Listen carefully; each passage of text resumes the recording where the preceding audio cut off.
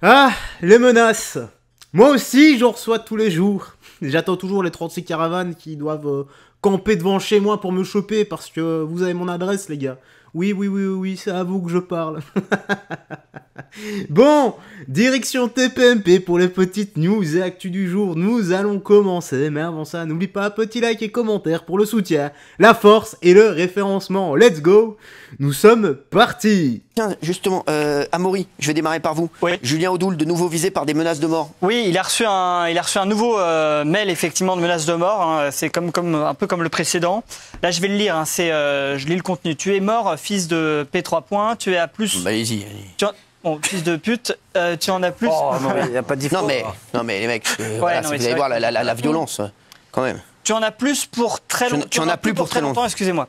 Très longtemps, sale raciste. Je déteste les racistes comme toi. Tu détestes les Arabes et les Noirs. Je vais t'éliminer physiquement bientôt.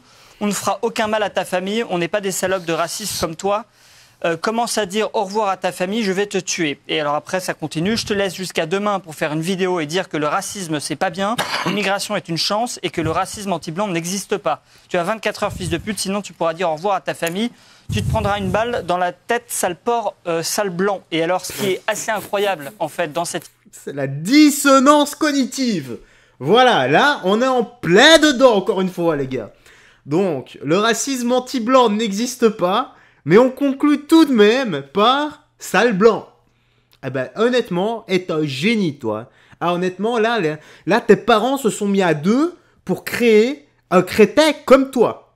Ça, c'est incroyable. Ah, franchement, tu peux leur dire merci de ma part, hein, parce que sans toi, on pourrait pas se taper des barres de rire avec de tels messages. histoire, c'est que Julien Audoul, le député, a publié une capture d'écran de son écran avec ce mail et qu'il y a des personnes qui lui reprochent d'avoir fait un montage et de s'être envoyé le mail à lui-même. J'ai vu même des sites qui les... Et vous avez même l'ancienne ambassadrice des JO qui avait été Émilie Gomis. Voilà. Exactement, oui. Qui a dit, vous vous rendez compte du niveau de manipulation de ces sionistes et de ceux qui sont à leur service.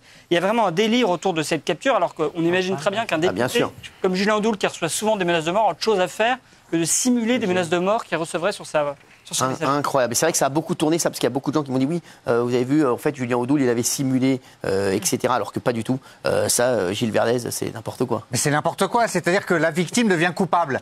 C'est absolument ahurissant quand on reçoit des menaces de mort, qu'on partage ou pas ses idées. Il a reçu des menaces de mort réitérées, répétées. On ne peut que lui donner notre soutien et espérer que tous ceux qui ont envoyé ces menaces soient lourdement condamnés par le pôle de lutte contre la haine en ligne. Voilà, soutien total. D'autant qu'il a porté plainte. Donc si vraiment il avait fait ça, ça se retournerait contre lui. Non, mais c'est pas un débile. Ce qui est assez drôle, c'est qu'il dans les menaces, il dit t'as 24 heures pour faire une vidéo pour dire que le racisme anti-blanc n'existe pas. Il termine pris par sale blanc à la fin. Sale blanc, ouais. C'est pas mal. Fabien Lecoeuvre, Maria Carré. Bon, on s'en fout de Maria Carré. Bon, je peux rien dire de plus, les gars, que l'ironie de ces propos, que la dissonance cognitive. Voilà, tant que ça reste du blabla comme ça, bon, ça reste grave. J'espère tout de même que ça... le type n'est pas assez bête pour mettre ses menaces à exécution. Et pourtant, des gens bêtes, c'est pas ce qui manque. Donc c'était 13h30. J'avais regardé dans mon téléphone le timecode. 13h30. Nous y voilà. Là, on va passer à des sujets un peu moins sympathiques. Et un drame qui s'est passé en Lozère. Une triste histoire, Amaury Bucco. Oui, à Mende, Lozère, pourtant un coin quand même assez tranquille. Ça s'est passé la semaine dernière dans la nuit de mercredi à jeudi. Et vous avez 3 personnes en fait qui rentrent dans le logement, le domicile d'une femme de 63 ans. Alors a priori, c'est pour la cambrioler. C'est ce qu'on pense des premières investigations. Mais c'est allé beaucoup plus loin que ça, puisque ces 3 personnes qui sont rentrées dans le domicile, ils étaient cagoulés, ils étaient fortement alcoolisés. Ils se sont vraiment acharnés sur la victime. Ils l'ont tabassée, notamment au visage. Ils l'ont volée, mais surtout ils l'ont violée. Et heureusement, elle n'était pas seule dans la maison, puisqu'en fait, son foyer fait office de foyer d'accueil pour l'ASE, l'aide sociale à l'enfance. Et donc, il y avait 2 adolescents de 14 et 16 ans à l'étage qui ont pu appeler la police. Et il y a eu 2 interpellations déjà sur les 3, dont un qui est mineur et un autre qui est sans domicile fixe, une espèce de marginal. Donc ces 2 personnes ont été heureusement placées en garde à vue, puis déférées, et puis placées en détention provisoire. Et puis on cherche activement la 3e personne. Et bien sûr, l'information judiciaire qui a été ouverte va essayer de déterminer si il peut y avoir lien entre ce crime et puis entre l'activité de la victime. Pauvre dame. Honnêtement, pauvre dame, et ce genre d'histoire se multiplie, il y en a de plus en plus, comme je l'ai dit, il faut apprendre à vivre avec ce genre de choses. Tant qu'il n'y aura pas de pétage de genoux en bonne et due forme, tant que la justice sera toujours du côté de ceux qui tuent, de ceux qui agressent, en fait des criminels et des délinquants, tout simplement. Cette administration est faite pour eux, parce que toi, si t'as le malheur de répliquer, bah pour eux, non, la légitime défense n'existe pas. Tu dois juste prendre de la vaseline et te faire prendre comme ça, voilà, tout simplement.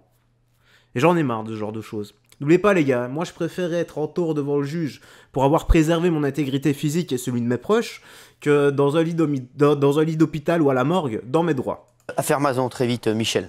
Très vite. Peine maximale de 20 ans requise contre Dominique Pellicot. Oui, Ça y est, c'est il y a tombé. eu 20 années de réclusion contre Dominique Pellicot, mais ça, c'était pas une surprise, en fait. Bien sûr. On savait depuis le départ qu'il serait condamné au maximum.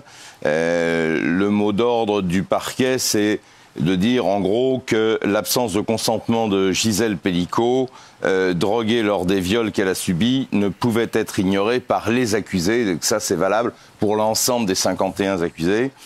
Donc la plus grosse peine requise, ça a été 20 ans donc, pour Dominique Pellicot. Ensuite, 17 ans, on avait parlé de Jean-Pierre, son surnom c'était Rasmus.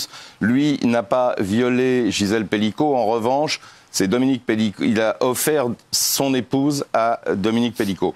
Donc il a été condamné pour ces faits à 17 ans. Ça s'est passé à 10 reprises. Quant aux autres, eh bien, le parquet, enfin le ministère public n'a pas fait vraiment de différence puisqu'ils ont quasiment requis 10 ans pour l'ensemble des autres accusés. Mais ce n'est pas terminé. Les réquisitions vont durer 2 jours et demi, peut-être même 3 jours. Et l'avocate générale, quand elle a demandé 20 ans contre Dominique Pellicot, elle dit c'est la peine maximum prévue. 20 ans, c'est à la fois beaucoup, car 20 ans d'une vie, quel que soit son âge, ce n'est pas rien, mais c'est à la fois beaucoup et trop peu, trop peu au regard de la gravité des faits qui ont été commis et répétés, a-t-elle insisté. Merci Michel Marie. Allez, la police tire à 6 reprises sur un homme qui est menacé avec un couteau. Qu'est-ce qui s'est passé, Amaury ? C'est passé au début du week-end, donc dans la nuit de vendredi à samedi à Dans le Val-de-Marne, à Saint-Mandé. Voilà, Saint-Mandé, c'est entre Paris et le Bois de Vincennes. Et en fait, vers 1h45, donc dans la nuit, il y a un homme qui habite Saint-Mandé, qui a 38 ans, qui va voir le poste de police municipale sur la place de la mairie, qui est poste de police municipale que vers 24h sur 24 et 7 jours sur 7. Et il leur dit, voilà, j'ai peur parce que j'ai croisé un homme dans le métro, il y a eu une espèce de jeu de regard, il m'a pris en grippe, il m'a menacé, il lui a dit, je vais te tuer, c'est ton dernier jour. Et puis il le poursuit depuis le métro, il le suit. Et donc à ce moment-là, les policiers municipaux prennent l'affaire très au sérieux, lui demandent d'aller se réfugier dans le poste de police, et eux vont aller voir, essayer de trouver le suspect. À ce moment-là, ils essaient de le rattraper, l'homme, le suspect prend un peu la fuite, et puis une première fois, il se retourne, sort une arme qu'il braque sur les policiers municipaux, il appuie d'ailleurs sur la gâchette, et heureusement à ce moment-là, le pistolet s'enraye et donc aucun coup de feu ne part. Vous avez à ce moment-là les policiers municipaux en face de lui. Il y en a un qui fait usage de son PE, son pistolet à impulsion électrique, le taser. Malheureusement, les petits goupillons là, ne s'accrochent pas, ne font pas effet parce que le suspect porte une doudoune. Et puis, les gars, là je suis obligé de mettre pause. Il y a un type qui, par chance, a eu son arme qui s'est enrayée. Et eux, ils font quoi ? Ils utilisent des armes non létales. Pour vous dire à quel point ils ont peur que la justice se retourne contre eux alors que leur vie est en danger. Leur vie est celle des citoyens. Parce qu'un policier, c'est quoi ? C'est servir, aider et protéger la nation. Là, dans ces cas-là, en l'occurrence, ils doivent d'abord se protéger eux-mêmes. Donc prenez votre arme de fonction et vous lui videz votre chargeur dans la panse. À partir de ce moment-là où votre vie est en danger. Enfin, je ne sais pas, c'est peut-être moi qui suis un peu radical ou un peu fou, mais moi ça me semble juste.